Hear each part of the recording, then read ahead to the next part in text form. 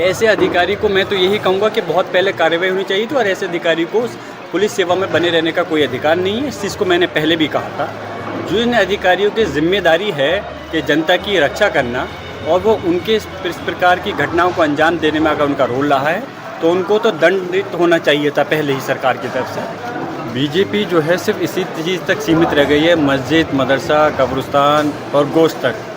जो मेन मुद्दे हैं उनसे भटकाने का प्रयास किया जाता है और इस टाइप की मैं कहता हूँ आवश्यकता क्या है इस चीज़ की, ये चीज़ करने की। ये कोई पहली बार नवरात्र नहीं हो रहा। हम दूसरे के धार्मिक त्योहारों का सम्मान करते हैं और ये हमारा फ़र्ज़ बनता है, हमारा मज़हबी फ़र्ज़ है और हमारा संवैधानिक भी फ़र्ज़ है। हम किसी के मज़हब का अपमान नहीं करते, न ही त्यौहार का अपमान करते। हम चाहते हैं इस देश के अंदर 140 करोड़ जो नागरिक हैं वो सभी लोग अपने अपने मज़हबों को के साथ अपने सम्मान के साथ में रहें और अपने त्योहारों को अपनाएं। लेकिन ये इस प्रकार की टारगेट कर करके कि कभी मस्जिद को ढका जाना, कभी नॉनवेज को बंद करना, ये सिर्फ बीजेपी की एक पॉलिसी है और इससे इसी हद तक सीमित रह गई। आज प्रदेश और देश कहाँ जा रहा है इसको उनसे कोई लेना देना नहीं है। मैं यही कहूँगा इन चीज़ों से बाज आना चाहिए और जो मेन मुद्दे हैं जो जनहित के कार्य हैं उन पर फोकस करना चाहिए। अच्छा भाई, अलीगढ़ में जो है एक इमाम को पीटा गया है, जय श्री राम के नारे लगवाए जा रहे हैं, उससे क्या कहेंगे? अफसोस है इस चीज़ के लिए। पहले भी मैं जब मैं विधायक था विधानसभा में और संसद में हूँ अब तो तब भी मैं उसको उठा चुका हूँ कि एक भीड़ जो एक तंत्र उसको अधिकार किसने दे दिया इस प्रकार की कार्रवाई करने का। एक कोई मुद्दा होता है इकट्ठे हुए और कानून तोड़ कर करके जो है ज़बरदस्ती कोई उनसे नारे लगवाना क्या मतलब बनता है, क्या औचित्य बनता है। हम कहते हैं कि ऐसे जो भी लोग हैं जो भीड़ तंत्र के रूप में काम कर रहे हैं उनको खिलाफ सख्त कार्रवाई होनी चाहिए, एक्शन होना चाहिए और उनको ऐसी सज़ा मिलनी चाहिए कि आने वाले समय के अंदर कोई कानून का नहीं तोड़ सके, संविधान का अपमान नहीं कर सके और जो न्यायपालिका काम है, जो न्यायपालिका का अधिकार है किसी को सज़ा देने का, वो अपने हाथ में नहीं ले सके। जो संभल से अनुज सिंह का तबादला हो गया और जैसे कि समाजवादी पार्टी ने उन पर भेदभाव के आरोप लगाए थे, अब उनका तबादला हो गया, क्या कहना चाहिए? ऐसे अधिकारी को मैं तो यही कहूँगा कि बहुत पहले कार्रवाई होनी चाहिए थी और ऐसे अधिकारी को पुलिस सेवा में बने रहने का कोई अधिकार नहीं है। इस चीज़ को मैंने पहले भी कहा था। जो इन अधिकारियों की जिम्मेदारी है कि जनता की रक्षा करना और वो उनके इस प्रकार की घटनाओं को अंजाम देने में अगर उनका रोल रहा है तो उनको तो दंडित होना चाहिए था पहले ही सरकार की तरफ से। लेकिन अफसोस है कि सरकार ने कार्रवाई करने की जगह प्रमोशन दिया और इससे हम तो कहते हैं कि जो अधिकारी सही काम कर रहे हैं या करना चाहते हैं, क्योंकि सारे अधिकारी एक से नहीं हो सकते ना हैं, तो उनको पर क्या असर पड़ेगा। कानून व्यवस्था तभी सुधरेगी जब सही तरह से ईमानदारी से सब लोग जिम्मेदारी से काम करें। खैर सरकार ने उनको ट्रांसफ़र किया है। मैं उम्मीद करता हूँ संभल के अंदर अब परिस्थिति में कोई ऐसी बदलाव नहीं होना चाहिए और सब चीज़ शांति के साथ, सुकून के साथ में जो भी नागरिक हैं, चाहे मुस्लिम है या हिंदू समाज के, सब सुकून से रहें। जय भाई, टैरिफ बढ़ा दिया ट्रम्प ने, मुरादाबाद के जो पीतल कारोबार है उस पर काफ़ी असर पड़ा है और अब जो है जो वीज़ा है उस पर जो है जो अमाउंट राशि है वो बढ़ा दी गई, क्या कहें? देखिए, मैंने कहा था माननीय प्रधानमंत्री जी ने ये कहा कि उन्होंने जो स्वदेशी चीज़ों को अपनाने के लिए अपील की थी, तो मैंने उस समय कहा कि स्वदेशी चीज़ें ही हमारा देश ही उसको इस्तेमाल नहीं करे, बल्कि जो विदेश के लोग हैं वो भी हमारे भारत की चीज़ों को इस्तेमाल करें और ये तभी संभव होगा जब हमारी इंडिया की, हमारे मुल्क की, हमारे भारत का सामान बाहर को एक्सपोर्ट होगा। लेकिन इस समय स्थिति ऐसी है कि टैरिफ लगने के बाद में हमारा पड़ोस, हमारा ज़िला मुरादाबाद, मेरी 2 विधानसभाएं भी वहाँ लगती हैं, उसमें आप देखें कि लोगों के जो फैक्ट्रियाँ, कारखाने, ऐसा नहीं कि मुस्लिम हिंदू सब कि मुस्लिम को, सभी धर्मों के लोगों की फैक्ट्रियाँ हैं। एक्सपोर्ट का एक बड़ा काम है। किसी फर्म में 1500 2-2 हज़ार तक लेबर है, वो बेचारे सड़कों पे आ रहे हैं, छटनी हो रही है।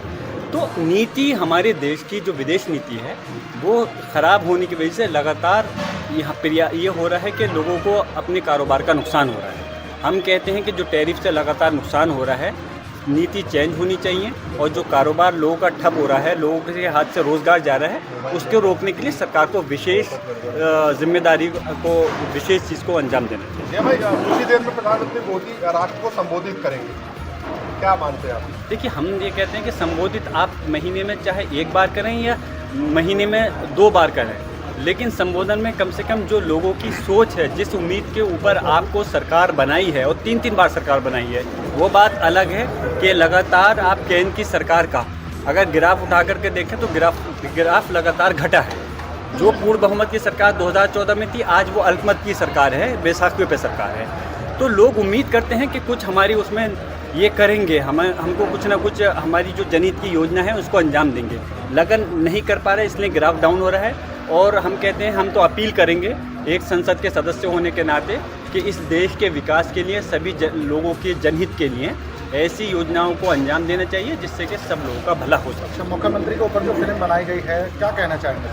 अफसोस है कि पहले जो फिल्में होती थी वो इस चीज़ पे आधारित होती थी, जो घटनाएं हैं, मनोरंजन हैं, या इस चीज़ पे प्रेरित होती थी कि किस तरह से चीज़ों को, सच्चाई को दिखाया जाता है। अब उसके अंदर भी राजनीतिकरण घुस गया है, और राजनीतिकरण इस हद तक नहीं, राजनीति भी होती तो वो भी हमें बर्दाश्त होता, लेकिन जो राजनीति उस फिल्मों के ज़रिए जो राजनीति मैं तो गंदी राजनीति कहूँगा, जिसमें कि बांटने का, एक धर्म के नाम पे बांटने का प्रयास होता है, वो चीज़ अब फिल्मों के अंदर भी अपनाई जा रही है। हम तो कह रहे हैं कि सेंसर बोर्ड को और सरकार को इस पर तुरंत एक्शन लेना चाहिए, ऐसी फिल्मों को रोक देना चाहिए।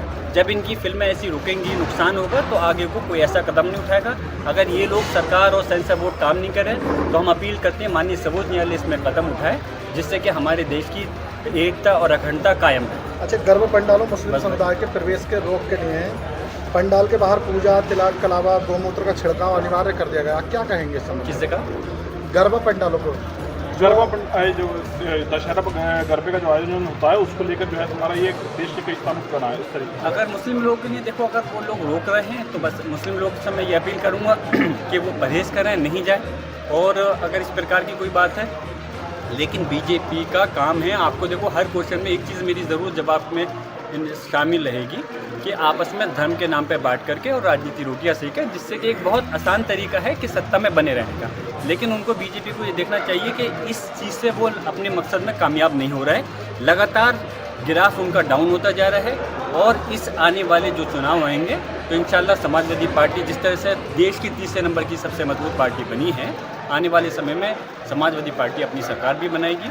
और मैं यही गुजारिश करूँगा कि बीजेपी की इन चाल में नहीं आकर करके सभी लोग जो हैं अपने देश की तरक्की की बात करें, और ये देखें कि इस वक्त हमारी पार्टी, कौन सी पार्टी हमारे हित में काम करना चाहती है, उसका जो यकीनन समाजवादी पार्टी है तो उसका समर्थन करें। अच्छा, कानपुर में जो 21 मुसलमानों पर आइला मोहम्मद का जो बैनर लगाया था, उस पर FIR दर्ज हुई है, क्या मानते हैं? देखिए, उसमें मुझे अफसोस है कि एक आज़ाद हिंदुस्तान के अंदर, हमारे मुल्क के अंदर, जिसको कि सबसे बड़े संवैधानिक तौर पर माना जाता है, वहाँ पर हमारे आका सल्लल्लाहु अलैहि वसल्लम के लिए अगर हमने मोहब्बत में कोई अल्फाज किसने लिखा, उस पर रिपोर्ट होना ये बहुत ही घटिया और नीच हरकत है। मैंने तो मांग करी थी इसमें, जिन अधिकारियों ने ऐसी रिपोर्ट दर्ज की है, क्योंकि ये गैर कानूनी रिपोर्ट है। कौन सी धारा बनती है, मुझे सेक्शन दिखाएं, इसमें कौन सा, मैं भी एक लॉयर हूँ और एक सांसद भी हूँ, मुझे बताएं कौन सी ऐसी धारा लगती है कि आइला मोहम्मद लिखने पर कार्रवाई के लिए वो धारा सेक्शन बनता है। उन अधिकारियों के खिलाफ कार्रवाई होनी चाहिए जिन अधिकारियों ने इस प्रकार उन लोगों के खिलाफ रिपोर्ट दर्ज की। आइला मोहम्मद में क्या परेशानी है भाई? हम भी आइला मोहम्मद कहते हैं, हम आप सल्लल्लाहु अलैहि वसल्लम से मोहब्बत करते हैं। और मैं आपको एक बात बताऊँ, इस हिंदुस्तान के अंदर जितने भी मुस्लिम समाज रहता है वो अपने अल्लाह का तो इज़्ज़त करता है, अपने आका सल्लल्लाहु अलैहि वसल्लम की शान में कोई गुस्ताखी बर्दाश्त नहीं कर सकता। लेकिन मुसलमान जहाँ अपने मज़हब के लोगों की सम्मान करता है, कभी हमारा मज़हब इस्लाम ये मैसेज नहीं देता कि आप दूसरे धर्म के गुरुओं का या पुरुषों का अपमान करें। अच्छा, कार्यालय पर जो कार्रवाई की गई है उसको लेकर कार्रवाई व ये एक बदले की भावना का काम है, और समाजवादी पार्टी का कार्यालय कोई पहला नहीं है, ये बहुत लंबे समय से है जो लगातार हमारा काम करने का वो चल रहा है। लेकिन माननीय अखिलेश यादव जी भी अब इस चीज़ को स्पष्ट रूप से कह चुके हैं, अगर बदले की भावना से हमारे समाजवादी पार्टी के कार्यकर्ताओं के साथ अगर इस प्रकार का काम होगा तो आने वाले समय में फिर समाजवादी पार्टी भी उनको सज़ा देने के लिए काम करेगी।